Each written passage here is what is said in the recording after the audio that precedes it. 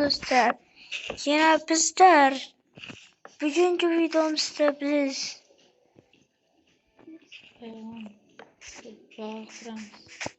bağ ve uy kuramiz. Bize uy kurishimiz kerak. Dostlar, bir yanda juda kichkina qilib sanki. Yo'q. Kattagan qilish kerak. Taxtani kattadan olding. Daraxt bo'lganding. Temir pishdimi? Temirdan bir. Al, peçkeler de var. Menga temir qoldirmabsan-ku. Shunchaning peçkada qoldirdim.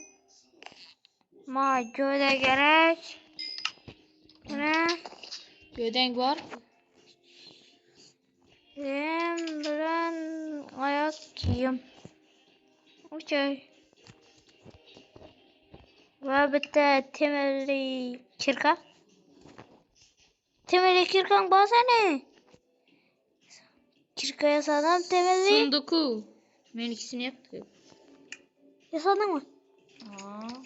Yasayacaksın. Temirli kirka yasadım. Meni kim kan? Kılıç düzün yasaysam.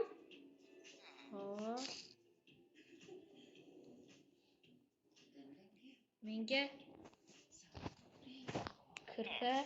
Bence 3'te yine temirce yetmey durdu. Ve kılıç yasadın mı? Hı.